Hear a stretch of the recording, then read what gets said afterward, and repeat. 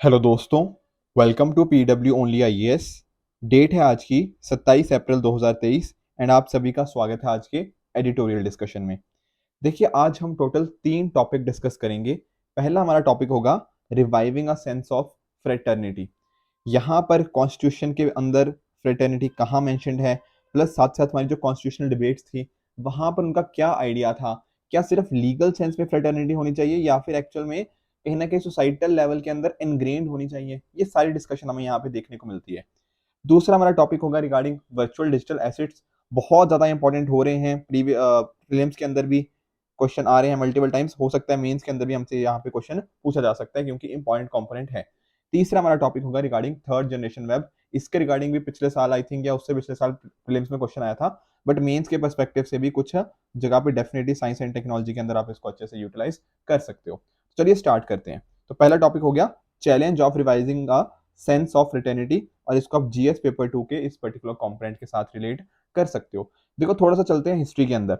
आप देखो, आप जानते हो कि जो कॉन्स्टिट्यूंट असेंबली है उसके द्वारा हमारे कॉन्स्टिट्यूशन को ड्राफ्ट किया गया, राइट। और एम एन रॉय जी के द्वारा इसका आइडिया प्रपोज किया गया था, जो कि एक तरह से कम्युनिस्ट मूवमेंट के पाइनियर थे, ठीक है, 1934 के अंदर। आप ये सारी चीजें जानते हो। फिर धीरे धीरे आईएनसी की भी डिमांड बनती रही।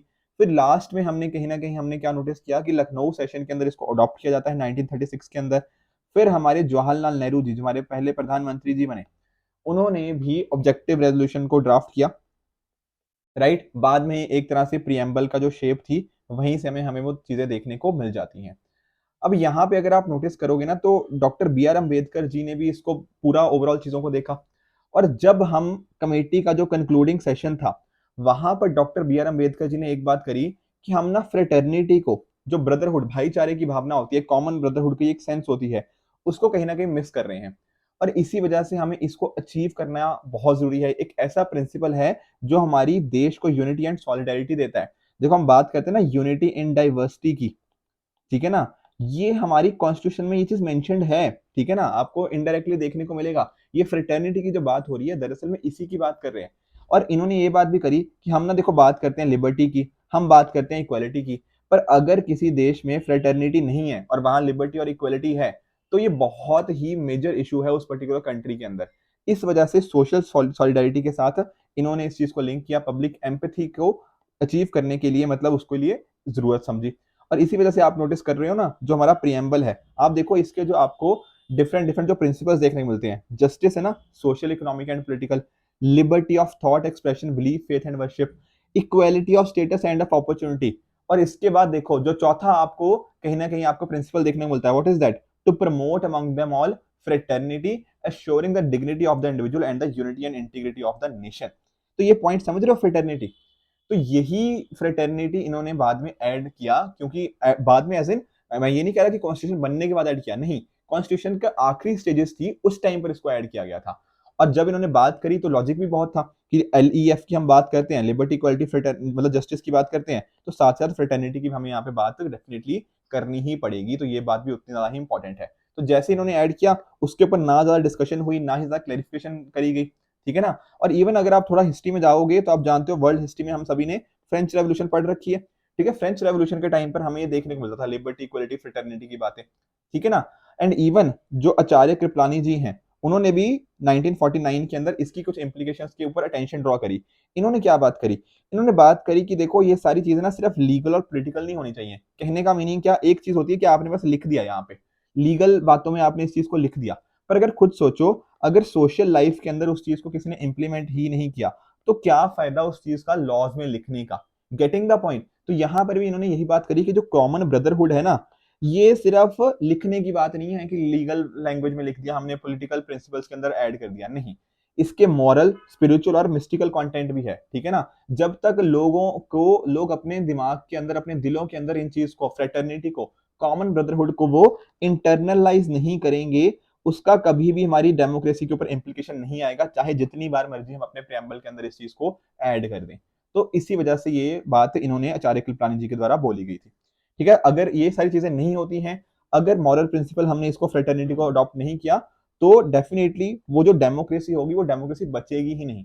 वो ऑटोक्रेसी हो सकती है, वो इंपीरियलिस्ट हो सकती है, वो फासिज्म हो सकती है। तो इसलिए सिर्फ फॉर्मल और लीगल प्रिंसिपल नहीं रखना, हमें हर पर्टिकुलर लाइफ, हर पर्टिकुलर इंडिविजुअल की लाइफ का इसको एक पार्ट बनाना है। देखो होता क्या है ना, जो लीगल इम्प्लीकेशंस है उनका एक बहुत ही लिमिटेड इम्पैक्ट होता है। मैं आपको एक एग्जांपल समझाता हूँ। अगर मान लो, मैं ये नहीं कह रहा कि लीगल का इम्पैक्ट नहीं होता, ऐसा नहीं मैं कह रहा, मैं आप एग्जांपल से समझते हैं। अगर मान लो कोई सोसाइटी है, अब सोसाइटी हो सकता है यहाँ पे जो उनका वहाँ का लीगल सिस्टम है वो बोलता हो कि यार यहाँ पे ना कास्ट सिस्टम एक गलत चीज है। ठीक है, ऐसा हो सकता है वहां पे बोलते हो। पर अगर खुद सोचो कि ये तो लिख दिया वहां पे, पर अगर लोगों के दिलों में आज भी दूरियां देखने को मिलेंगी, अगर वो कास्ट सिस्टम का आज भी प्रैक्टिस करेंगे, तो क्या आपको लगता है कि वो उतना इफेक्टिव सिस्टम हो पाएगा? The answer is no. Effective system कोई चीज तभी हो पाती है जब अंदर से बदलाव आए। Getting the point? अगर मान लो आपने इनको अच्छे से शिक्षित किया, अच्छे से आपने इन चीजों को इंटरनलाइज करवाने की कोशिश करी, कहीं ना कहीं फ्रीडम स्ट्रगल को अंदर हमने देखा ना कैसे सभी लोग इकट्ठे पार्टिसिपेट करे थे। तो अगर इस तरह की चीजें अगर हम इनके अंदर इंटरनलाइज कराएं तो एक सोशल चेंज आएगा, और ये सोशल चेंज होगा ना वो लॉन्ग लास्टिंग होगा। Getting the point? कई बार जो लीगल सिस्टम होता है उससे कुछ शॉर्ट कमिंग्स होती हैं, उन शॉर्ट कमिंग्स को हमें कहीं ना कहीं अगर बदलना है ना, तो सोशल चेंज की नेसेसिटी बहुत ही ज्यादा जरूरी है। इवन अगर आप अपने फंडामेंटल ड्यूटीज की बात कीजिए, ठीक है ना, आप जानते हो कि कॉन्स्टिट्यूशन में पहले तो नहीं थी, बाद में हमने इनको ऐड किया 42nd अमेंडमेंट के अंदर, ठीक है, 1976 की बात हो रही है, 67 की बात हो रही है, तो यहाँ पर हमने इनको ऐड किया। ठीक है, तो उस टाइम हमें देखने को मिलता है कि कैसे इसके अंदर भी हमने बात करी थी कि कैसे हमें जरूरत है एक तरह की हार्मनी, एक तरह का स्पिरिट ऑफ कॉमन ब्रदरहुड सभी लोगों के अंदर लाने के लिए। ठीक है ना? इवन देखो सर एनएस बेकर, इन्होंने भी ये बात बोली गई है, ठीक है ना, कि एक फर्क होता है कि कैसे हमारे इमोशंस के अंदर हमें वो चीज दिखनी चाहिए। तो ये सारी चीजें हमारे लिए इंपॉर्टेंट हो जाती हैं। ठीक है, इसके साथ में अगर आप नोटिस करो तो ड्यूटी डेफिनेटली हमारी है। तो यहाँ पर ना राइटर के द्वारा कुछ एक दो पॉइंट्स और मेंशन किए जा रहे हैं, मैं आपको उनको समझाता हूँ। इन्होंने यहाँ पे बात करी है कि अगर हमें इस चीज को ब्रिंग करना है तो कुछ हमें आज के टाइम पे ना इश्यूज देखने को मिलते हैं। जैसे अगर कोई डेमोक्रेसी ढंग से वर्क करती है ना, तो कुछ उसकी चीजें हैं कि वहां पर पहली बात तो सोसाइटी के अंदर इनइक्वालिटी नहीं होनी चाहिए। ठीक है, वहां पर एक इफेक्टिव ऑपोजिशन होनी चाहिए, क्योंकि अगर सरकार अच्छे से काम कर रही है, अगर उसको आपने कहीं ना कहीं उसके टोज पे रखना है, तो जरूरी है ना कि ऑपोजिशन भी यहाँ पे स्ट्रांग हो, इक्वालिटी इन लॉ हो, इक्वल प्रोटेक्शन ऑफ लॉज हो, ये तो हमारे कॉन्स्टिट्यूशन में लिखा ही हुआ है, और साथ साथ कॉन्स्टिट्यूशनल मोरालिटी को वहां पे अच्छे से उसको एडमिनिस्टर किया जाए। ये सारी चीजें देखने को मिलनी चाहिए। एट द सेम टाइम ऐसा नहीं होना चाहिए कि मेजोरिटी की माइनॉरिटी के ऊपर एक तरह से टिरनी देखने को मिले। ठीक है ना, जो माइनॉरिटी है वो ऑप्रेस्ड ना फील करे। ये सारी चीजें होनी चाहिए, नहीं होनी चाहिए? Answer is yes. ठीक है, बट यहाँ पे राइटर का मानना है कि बहुत सारे इश्यूज यहाँ पे देखने को मिल जाते हैं। जैसे फॉर एग्जाम्पल आज के टाइम पर हमारी जो ऑपोजिशन है, ठीक है ना, वो अब उतना स्ट्रांग नहीं है। इक्वालिटी इन लॉ काफी जगह हमें देखने को मिला है कि प्रॉपरली उसका इक्वल प्रोटेक्शन ऑफ लॉज हमें नहीं देखने को मिलता। आज भी आप इनइक्वालिटी की बात करो, आप ऑक्सफैम की रिपोर्ट देख लीजिए, जो अमीर है बहुत अमीर होते जा रहे हैं, जो गरीब है बहुत गरीब होते जा रहे हैं। तो कहने का राइटर का पॉइंट है कि कुछ चीजों के अंदर हमें एक डाइल्यूशन देखने को मिला है। ठीक है, आप अगर गांधी जी के 7 सिंस की बात कर लो, ठीक है, ये आप जानते हो गांधी जी के 7 सिंस, जैसे for example politics without principle. अब ये भी एक इफेक्टिव कंट्री के लिए बहुत जरूरी है, पर ये सारे के सारे सिंस हम कहीं ना कहीं कमिट करते जा रहे हैं। मैं आपको एग्जांपल समझाता हूँ। आप देखते रहते हो कैसे ना आज के टाइम के ऊपर, पहले जो आप देख रहे हो पॉलिटिशियन ना, आप खुद बताओ, आप किसी से पूछना पॉलिटिक्स वर्ड सुनना, पॉलिटिक्स ना वर्ड ही अपने आप में नेगेटिव वर्ड हो गया है, पर ये एक्चुअल में नेगेटिव वर्ड कभी था नहीं। वो हमारे आज के जो पॉलिटिशियंस हैं, कुछ जो गलत पॉलिटिशियंस हैं, उन्होंने ये चीज बना दी है। आप नोटिस करते हो नियरली 43% हमारे जो एमपीज हैं, जो लोकसभा के अंदर एमपीज हैं, इनके ऊपर तो खुद क्रिमिनल केसेस चल रहे हैं।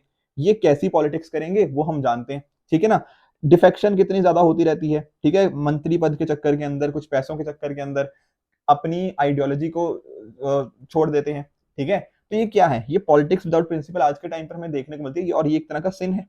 ठीक है, सिमिलरली आप देख लो वेल्थ विदाउट वर्क। ठीक है, जैसे आज के टाइम पर नॉन परफॉर्मिंग एसेट्स बढ़ते जा रहे हैं, लोग पैसा कमाने के लिए बिना किसी काम के वो चीज कर जा रहे हैं, करप्शन इतनी ज्यादा बढ़ चुकी है। प्लेजर विदाउट कॉन्शियस की बात कर लो, ठीक है ना, हम कहीं ना कहीं जो मैरिटल रेप आज के टाइम पर सुनते हैं, ये उस कैटेगरी में आ जाता है। तो सिमिलरली आप नॉलेज विदाउट कैरेक्टर देख लो, commerce without minority, science without humanity, worship without sacrifice, ये सारे के सारे हमें 7 सिंस देखने को मिल जाते हैं। यहाँ रिलीजन भी आप लिख सकते हो, रिलीजन विदाउट सेक्रीफाइस भी हो सकता है। ठीक है ना, तो इस तरह की चीजें जो कहीं ना कहीं होना, कंट्रीज के बीच में आपस में डिस्प्यूट्स बढ़ना, आप रशिया यूक्रेन का क्राइसिस का एग्जांपल देख सकते हो। तो डिफरेंट डिफरेंट जगह पे हमें ये आज के जो सिंस हैं हमें देखने को मिलते जाते हैं। तो इंडिया की देखो जो रियलिटी है, ठीक है, वो डाइवर्सिटी की है। बात की ना मैंने आपको, यूनिटी इन डाइवर्सिटी। अब समझ में हमें ये इंश्योर करना चाहिए कि जो डाइवर्सिटी है ना, ये फ्रेगमेंटेशन नहीं बननी चाहिए।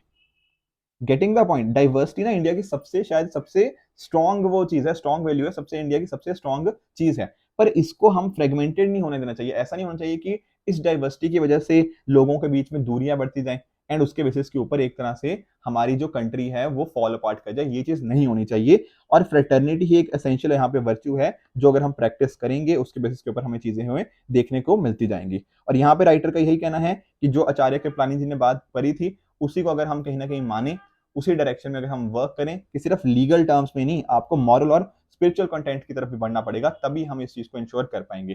फंडामेंटल ड्यूटी है, ठीक है ना, तो उसको भी हमें डेफिनेटली अच्छे से प्रैक्टिस करना ही पड़ेगा। तो दोनों लेवल के ऊपर, इंडिविजुअल लेवल के ऊपर, कलेक्टिव लेवल के ऊपर अगर हम इस चीज को प्रैक्टिस करेंगे तो हम देख पाएंगे कि जो फ्रेगमेंटेशन का खतरा है ना, तभी हम उसको टाल पाएंगे। तो ये इस तरह की हमारी एक फ्यूचरिस्टिक सोच हो सकती है जो हमें हेल्प करेगी इंडिया को यूनाइटेड रखने के अंदर। Getting the point? तो ये कुछ पॉइंट्स है जो राइटर ने यहाँ पे पहले आर्टिकल के अंदर डिस्कस किए हैं। चलते हैं हम अपने दूसरे आर्टिकल की तरफ, that is virtual digital assets, India stand and the way ahead. और इसको आप जीएस पेपर 3 के मनी लॉन्ड्रिंग वाले से भी या इवन इंडियन इकोनॉमी वाले कॉम्पोनेंट से रिलेट कर सकते हो। देखो यहाँ पर राइटर क्या बात करते हैं, राइटर ने बात करी है रूल मेकिंग के ऊपर। देखो, हम ना रूल्स बनाते रहते हैं, हम लॉज वगैरह बनाते रहते हैं, इनका ना कुछ इंटेंट होता है कि किस पर्टिकुलर पर्पस के लिए इनको बनाया गया है। पर ओवर द टाइम पता क्या होता है, ये चीजें चेंज होती रहती हैं। कैसे, मैं आपको बताता हूँ। देखो, टेक्नोलॉजी है, टेक्नोलॉजी तो डेली बेसिस पे चेंज होती रहती है। हमें कुछ नई नई टेक्नोलॉजीज देखने को मिलती रहती हैं, इनके पॉजिटिव इंपैक्ट, नेगेटिव इंपैक्ट हमें डेली बेसिस पे नए नए पता लगते रहते हैं। अब ऐसे सिचुएशन के अंदर कैसे उनके रिगार्डिंग रूल्स बनाए जाएं, कैसे उनमें चेंजेस लाके आने हैं, ये काफी ना मेजर टास्क बन जाता है। यहाँ पे राइटर ने एक एग्जाम्पल दिया है, एग्जाम्पल दिया यूनाइटेड किंगडम का। आज से काफी पुरानी बात है, तो वहां पर ना एक रेड फ्लैग एक्ट लेके आए थे। उस टाइम ना मोटर कार्स बस आई थी, तो उस टाइम पर मोटर कार्स को कैसे रूल्स के थ्रू वहां पे मैनेज करना है, ये बड़ा क्वेश्चन मार्क था। तो इन्होंने क्या किया, इन्होंने रूल्स बनाए कि हर मोटर कार के 3 ड्राइवर होंगे। एक होगा व्हील के ऊपर, दूसरा होगा जो फेलो पैसेंजर होगा, और तीसरा होगा जो फुट के ऊपर होगा, एक तरह का रेड फ्लैग इस तरह से होल्ड करता हुआ होगा। अब देखो, इनका इंटेंशन क्या था, इंटेंशन यही था कि भैया ये जो मोटर कार है ना, ये नई टेक्नोलॉजी है एक तरह की, इनको कैसे यूज करें, इसके ऊपर क्वेश्चन मार्क था। पर ढंग से इस एक्ट को बना नहीं पाए। उसकी वजह से हुआ क्या, इन्होंने सेफ्टी तो लोगों की इंश्योर कर दी, पर कहीं ना कहीं मोटर कार इंडस्ट्री ठप बैठ गई। ठीक है, सिर्फ यूरोप, बाकी यूरोप की कंट्रीज में वो प्रॉस्पर करती रही, पर यूके के अंदर प्रॉस्पर नहीं कर पाई। तो जब इन्होंने देखा कि यार ये तो लॉ गलत पड़ गया, तो फिर उसको रिपील कर दिया गया, फिर हटा दिया गया। एंड उसके बेसिस के ऊपर आप नोटिस करोगे फिर ब्रिटिश मोटर कार इंडस्ट्री बहुत अच्छे से वर्क करी, जैसे रोल्स रॉयस वगैरह, इस तरह के आइकन्स भी उसने प्रोड्यूस करे। तो आज के टाइम पे ना, जब हम नई नई ये बात कर रहे हैं, वर्चुअल डिजिटल एसेट्स की बात कर रहे हैं, ठीक है ना, हम क्रिप्टो करेंसीज की बात कर रहे हैं, आर्टिफिशियल इंटेलिजेंस, ब्लॉकचेन टेक्नोलॉजीज की बात कर रहे हैं, तो कैसे इनको हमें कहीं ना कहीं कैसे लॉज लेके आने चाहिए, ये बहुत ही मेजर क्वेश्चन मार्क उठ जाता है। और यहाँ पर राइटर ने ना हमारे जो इंडियन लॉज है इनकी काफी तारीफ करी है कि इंडिया काफी ठीक कर रहा है कि कैसे इनको रेगुलेट करना चाहिए। ठीक है ना, देखो आप जानते हो, आप लोग भी आजकल तो बहुत छोटे छोटे लोग भी, छोटे छोटे इन द सेंस की 17-18 साल के लोग भी बिटकॉइंस के अंदर पैसा डाल रहे हैं। तो देखो, बट उनको कहीं ना कहीं पता नहीं है कि क्या इसके इश्यूज क्या हो सकते हैं, क्या नेगेटिव कॉन्सिक्वेंसेज है। ठीक है ना, तो इस तरह के इश्यूज से हमें कहीं ना कहीं बचने के लिए ना प्रॉपर रेगुलेशन जरूरी है। और यहाँ पर एक इंपॉर्टेंट चीज जो हमारी गवर्नमेंट के द्वारा करी गई है, दैट इज हमने एंटी मनी लॉन्ड्रिंग प्रोविजंस को ना वर्चुअल डिजिटल एसेट्स इसके ऊपर अप्लाई कर दिया है। पहले ये इसके ऊपर एप्लीकेबल नहीं थे। जैसे मैं आपको एग्जांपल समझाता हूँ, जो हमारा prevention of money laundering act है ना 2002 का, उसके अंदर हमने क्या किया है, ये पीएमएलए अब इन चीजों के ऊपर भी लगेगा। जैसे फॉर एग्जांपल, कोई वर्चुअल डिजिटल एसेट को एक्सचेंज करता है फिएट करेंसी के साथ, कोई ट्रांसफर करता है इनको, कोई सेफ कीपिंग एडमिनिस्ट्रेशन करता है, ठीक है, कोई पार्टिसिपेट करता है इन पर्टिकुलर चीजों के अंदर। कहने का मतलब क्या, कोई भी इस तरह की कोई एक्टिविटी करता है ना with regards to virtual digital asset, तो वो prevention of money laundering act के अंतर्गत आएगा। Getting the point? और इसके बेनिफिट क्या है, इसके देखो डेफिनेटली इसका बेनिफिट यही है कि कल को हम मनी लॉन्ड्रिंग इसके अंदर रोक पाएंगे। हमारा जो एफआईयू है ना, फाइनेंशियल इंटेलिजेंस यूनिट, जो कि आता है मिनिस्ट्री ऑफ फाइनेंस के अंतर्गत, तो यहाँ पर अगर कोई भी डिजिटल प्लेटफॉर्म है, डिजिटल एसेट प्लेटफॉर्म है वर्चुअल वाला, तो अगर कोई भी ऐसी एक्टिविटी होती है तो वो एज अ रिपोर्टिंग एंटिटी की तरह रजिस्टर करेगी एफआईयू के साथ। ठीक है ना, तो कहीं ना कहीं कल को टेरर फाइनेंसिंग हो गया, मनी लॉन्ड्रिंग हो गया, इसको रोकने के अंदर हम मेरी हेल्प हो पाएगी। आप सभी ने कॉइन स्विच स्क्वायर का नाम सुना होगा, वेरी श्योर, बहुत ही पॉपुलर है। तो यहाँ पर इनको भी केवाईसी वगैरह कराना पड़ेगा, रिकॉर्ड मेंटेन करने पड़ेंगे, हर ट्रांजैक्शन को मॉनिटर करना पड़ेगा, कुछ चेंजेस आते हैं तो वहां पे एफआईयू को रिपोर्ट करना पड़ेगा। तो ये क्या दिखाता है, हमने मनी लॉन्ड्रिंग को लेके एक बहुत ही इंपॉर्टेंट स्टेप लिया है, जो कि एक अच्छा चीज है। तो सारे यहाँ पे इस तरह के रूल्स आप जानते हो, बैंक्स हो गया, हमारे फाइनेंशियल इंस्टीट्यूशन हो गया, इंटरमीडिएट्स के ऊपर भी एप्लीकेबल होते हैं, तो यहाँ पर भी एप्लीकेबल होंगे। तो इस तरह की अगर कुछ माल प्रैक्टिस हो रही है ना यहाँ पे, उनको हम टैकल कर पाएंगे। तो जरूरत क्या है, जरूरत है हम इन चीजों को स्टैंडर्डाइज करें, इस तरह के नॉर्म्स को, ठीक है ना। एक तरह का देखो, ऐसा नहीं करना कि हमने बिल्कुल इनको बंद ही कर दिया कि नहीं क्रिप्टो करेंसी गलत चीज है, इसको बंद कर दो, या फिर इस चीज को बंद कर दो। ऐसे टेक्नोलॉजीज को अगर हम बिल्कुल उनके ऊपर ना एक कंप्लीट बैन लगाते जाएंगे तो बिल्कुल गलत हो जाएगा। तो जरूरत होती है एक तरह के रेगुलेशन की, और ये जो इंडिया इस तरह के मेजर्स लेके आ रहा है, ये एफएटीएफ के बिल्कुल इन लाइन है। एफएटीएफ आप सभी जानते हो, फाइनेंशियल एक्सेल टास्क फोर्स, ठीक है ना। ग्लोबली जब हम बात करते हैं मनी लॉन्ड्रिंग की, टेरर फाइनेंसिंग की, उसको टैकल करने के लिए 1989 में एक ऑर्गेनाइजेशन बनी थी, जब G7 की मीटिंग हुई थी पेरिस के अंदर, उसका नाम है एफएटीएफ। तो बहुत इंपॉर्टेंट रोल प्ले किया है एफएटीएफ ने, एंड कहीं ना कहीं इंडिया के जो लॉज हैं वो उसी डायरेक्शन में जाते हैं। जैसे फॉर एग्जाम्पल बात करें, एफएटीएफ ने ना वीएएसपी करके एक कैटेगरी बनाई है, वर्चुअल एसेट सर्विस प्रोवाइडर। अब इसकी डेफिनेशन देखो, यहाँ पर जो भी इंटरमीडियरीज आगे, वो आगे आपके ब्रोकर्स, आपके एक्सचेंज, कस्टोडियन, हेज फंड्स, जो माइनिंग पूल्स है, ये सारे के सारे इसके अंदर कवर हो जाते हैं। तो कल को जैसे मान लो इंडिया ने भी जैसे अब prevention of money laundering act बनाया है, ठीक है ना, जो वर्चुअल डिजिटल एसेट की बात कर रहा है, तो वहां पर कोई भी इसके अंदर इन्वॉल्व होगा तो इंडिया उसको रेगुलेट करते हुए कहीं ना कहीं उसको रोक सकता है इस चीजों के। तो मनी लॉन्ड्रिंग को यहाँ पे हम इंडिया रोक सकते हैं। तो इंडिया ने भी इस चीज को, पीएमएलए को जो अमेंड नोटिफिकेशन लेटेस्ट निकाला है ना, उसके अंदर इंडिया ने इस चीज को कवर किया हुआ है, जो कि एक बहुत अच्छी चीज है। साथ में देखो टैक्सेस की अगर हम बात करें तो टैक्स रेट्स भी हमें रिकंसिडर करने होंगे, ठीक है ना, कि वर्चुअल डिजिटल एसेट है, देखो इनका तो पैसा ही अचानक से ऊपर नीचे होते रहते हैं इनकी वैल्यूज, तो कैसे हम इनके ऊपर टैक्स ट्रीटमेंट कैसे होनी चाहिए, ठीक है, डोमेस्टिकली इंडिया के अंदर कैसे होनी चाहिए, ऐसे तो नहीं किसी और कंट्री के अंदर टैक्सेस बहुत कम है। तो कुछ इस तरह की चीजों को हमें देखना पड़ेगा, ये जो टैक्स आर्बिट्राज है ना, इसको हमें एक तरह से रोकना पड़ेगा। अदरवाइज होगा क्या कि अगर हम दूसरी कंट्री के साथ कोऑर्डिनेट नहीं करेंगे तो हमें हमेशा डर लगता रहेगा कि कुछ ना कुछ गड़बड़ चल रही है, ठीक है। ये देखो, ये जो नई नई टेक्नोलॉजीज है ना, इनके लोकल इंपैक्ट नहीं, इनके ग्लोबल इंपैक्ट है, तो डेफिनेटली हमें और दूसरी कंट्री के साथ भी यहाँ पे कोऑर्डिनेट करना ही पड़ेगा। और यहाँ पर राइटर ने बात करी है G20 प्लेटफॉर्म को यूज करने की। देखो इस साल तो देखो आप सभी जानते हो G20 डेफिनेटली इंपॉर्टेंट है इंडिया के लिए, ठीक है, इंडिया की प्रेसिडेंसी है, बहुत बार हम इसके ऊपर चर्चा भी कर चुके हैं G20 के रिगार्डिंग। तो इंडिया का जो जो बेसिकली G20 का फाइनेंस ट्रैक है ना, वो इस डायरेक्शन में काम कर सकता है, ठीक है ना, कि कैसे हम एक ग्लोबल रेगुलेटरी फ्रेमवर्क की तरफ आगे बढ़े वर्चुअल डिजिटल एसेट के रिगार्डिंग। इंडिया की लीडरशिप यहाँ पे इंपॉर्टेंट रोल प्ले कर सकती है। इवन देखो आप नोटिस करो, हमने जो हमारा प्रीलिम बूस्टर होता है ना, वहां हमने डिस्कस भी किया था markets in crypto asset regulation के रिगार्डिंग। यूरोप ने भी, यूरोपियन पार्लियामेंट ने इसको पास किया है इसी पर्टिकुलर चीज को देखते हुए। साथ ही साथ आप एशिया के अंदर जापान और साउथ कोरिया को भी देख सकते हो, उन्होंने भी एक तरह से इसके लिए फ्रेमवर्क एस्टेब्लिश किया है। तो यहाँ पर अगर हम इन सभी चीजों को कहीं ना कहीं नोटिस करें, इन सभी चीजों को हम अप्रिशिएट करें, और आने वाले टाइम के अंदर हम कैसे ग्लोबल कोऑर्डिनेशन की तरफ वर्क कर सकते हैं, तो इंडिया का वहां पे डेफिनेटली एक इंपॉर्टेंट रोल रहता ही रहता है। जैसा कि यहाँ पे स्टार्टिंग में बात करें ना, रोल्स रॉयस ने कैसे जो लॉस चेंज करे उसके बेस के ऊपर चेंजेस देखने को मिले थे, वहां पर भी इंडिया इसी तरह ही कहीं ना कहीं डिजिटल एसेट लीडरशिप के अंदर अपने आप को एस्टेब्लिश कर सकता है, जो चेंजेस हैं उनको कुछ लेकर आ सकता है। और यहाँ पे बात हुई है एक वर्ड की, दैट इज एनिमल स्पिरिट, ठीक है। मैं इस वर्ड का मीनिंग बता देता हूँ। दरअसल में ये जो वर्ड है ना एनिमल स्पिरिट, ये जो जॉन मेनार्ड कीन्स है, ठीक है, उन्होंने पहली बार यूज किया था अपनी बुक के अंदर।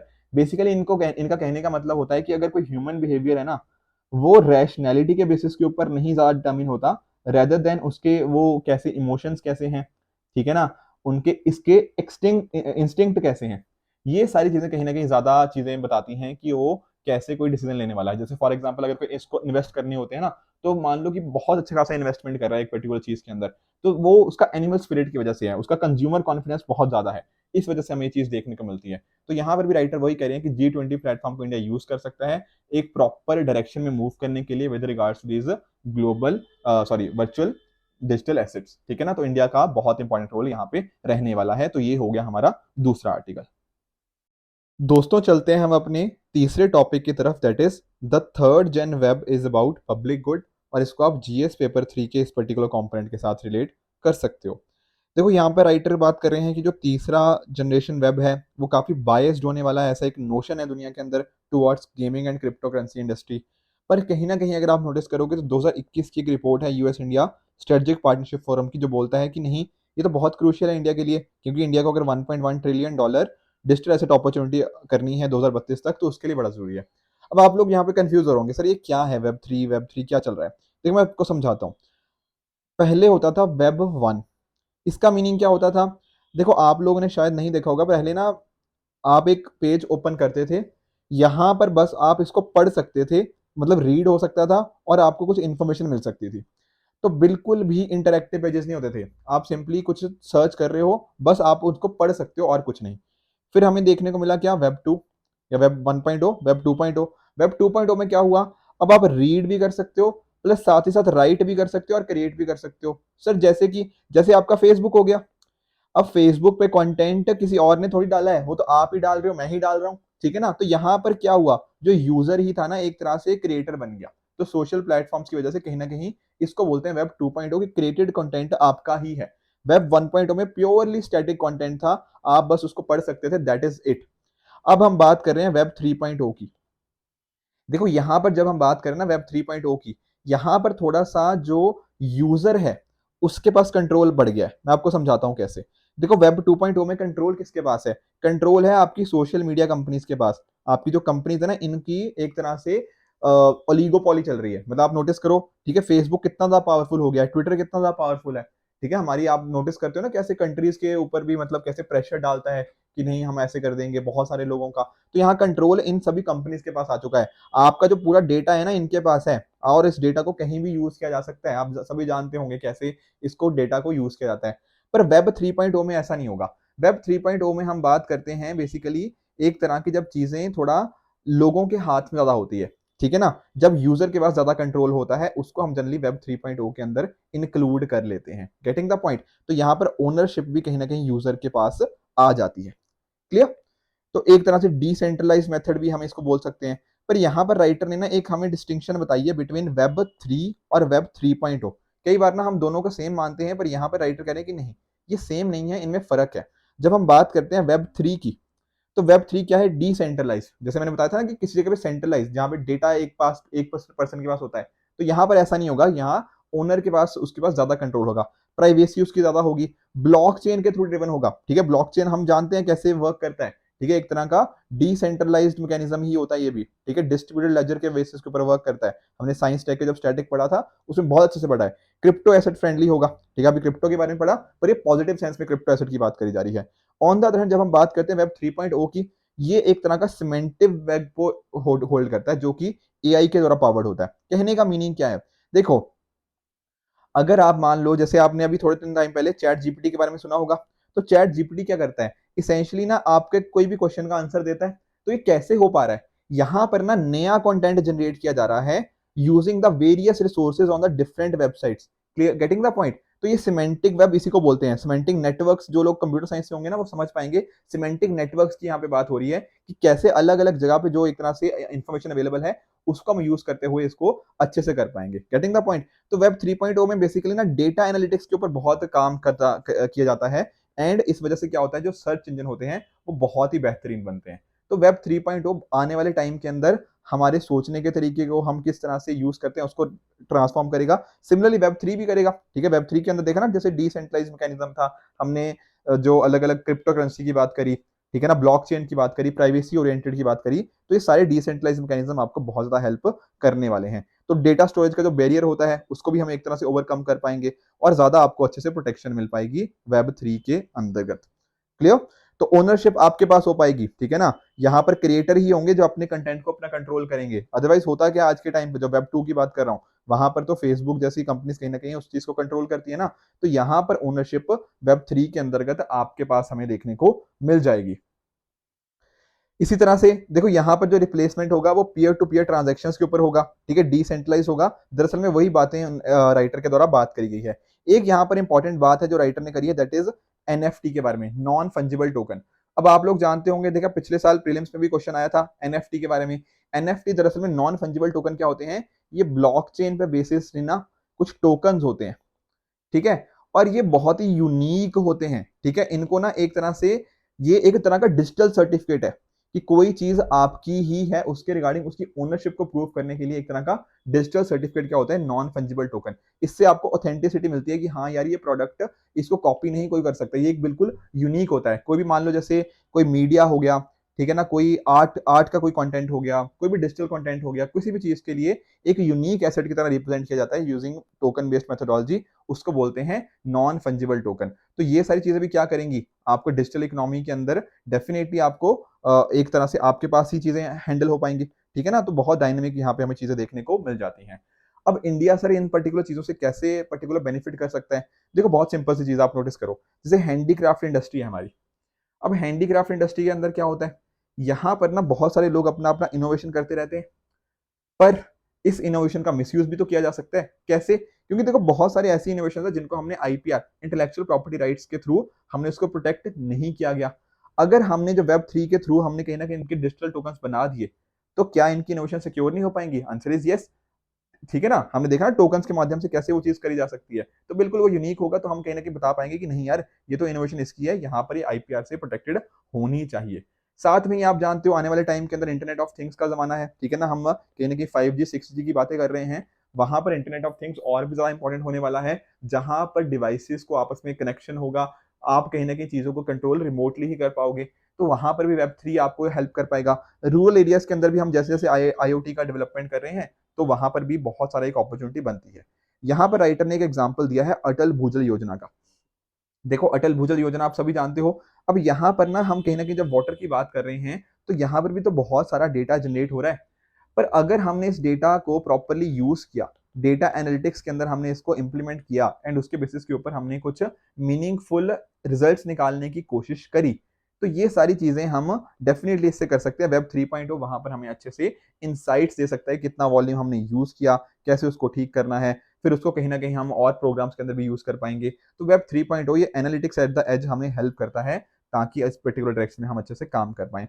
उसी तरह से अगर मान लो अर्ली वार्निंग सिस्टम चाहिए हो हमें फ्लड्स के लिए, तो जैसे जैसे हमारी डेटा एनालिटिक्स इंप्रूव होती रहेगी, उस तरह से हम इसको इंप्रूव करते रहेंगे, और वहां पर भी वेब 3.0 का इंपॉर्टेंट रोल रहने वाला है। तो देखो आज के टाइम पर ना अगर आप नोटिस करो, तो हम डेटा जनरेट तो बहुत ज्यादा कर रहे हैं, पर अगर इस डेटा को हम अच्छे से यूज नहीं कर पा रहे, डेटा एनालिटिक्स के थ्रू हम उसके मीनिंगफुल रिजल्ट्स नहीं निकाल पा रहे, तो वो डेटा हमारे लिए बकवास है। ठीक है ना, तो जरूरत क्या है, एक तरह की डिसेंट्रलाइज एनालिटिक्स की बात करें, टोकनाइजेशन की बात करें, जैसा कि वेब थ्री के अंदर इन्फोसाइज्ड है, तो कहीं ना कहीं रूरल कम्युनिटीज का भी फायदा हो पाएगा, एंड इस डेटा के बेसिस के ऊपर हम अच्छे इंसाइट्स भी लेकर आ पाएंगे। तो जरूरत क्या है, वेब थ्री को भी कंबाइन करो और वेब 3.0 को भी कंबाइन करो। फर्क याद है ना वेब थ्री का? वेब थ्री क्या था? वेब थ्री में हमने समझा ना कि ये क्या है, एक डिसेंट्रलाइज्ड है, ये प्राइवेसी ओरिएंटेड है, ये ब्लॉकचेन के थ्रू ड्रिवन है, यहाँ क्रिप्टो एसेट्स को आप यूज कर सकते हो। वेब 3.0 क्या था? वो सिमेंटिक वेब्स वाला, जहां पर कहीं ना कहीं आप डिफरेंट वेबसाइट की इंफॉर्मेशन को कंबाइन करते हो एक नई कंटेंट जनरेट करने के लिए, वो वेब 3.0 आ जाता है। तो जैसे हम इनको कंबाइन करेंगे वो हमें हेल्प करेगा, ठीक है ना, नई एक स्ट्रेटजी हम उसके बेस पे बना पाएंगे, और इस पर्टिकुलर चीज के अंदर हम अच्छे से वर्क कर पाएंगे। तो इंडिया की जो नेशनल ब्लॉकचेन स्ट्रेटजी है 2021, वो भी यहीं पर इस तरह की बातें ही करती है, इस पर्टिकुलर डायरेक्शन में वर्क करती है, कि कैसे आने वाले टाइम के अंदर टेक्नोलॉजी को हम यूज कर सकते हैं, ताकि इंडिया को अलग अलग एस्पेक्ट में हम डेवलप कर पाएं। एंड डेफिनेटली वेब थ्री और वेब 3.0 का एक बहुत इंपॉर्टेंट रोल रहने वाला है इस पर्टिकुलर डायरेक्शन के अंदर। ठीक है, तो ये थे आज के तीनों आर्टिकल्स। आई होप आपको सारे के सारे आर्टिकल्स बहुत अच्छे से समझ आए होंगे। इसी तरह से आप भी अपने एंड हार्ड वर्क करते रहिए। This it for this video. Good bye and good luck.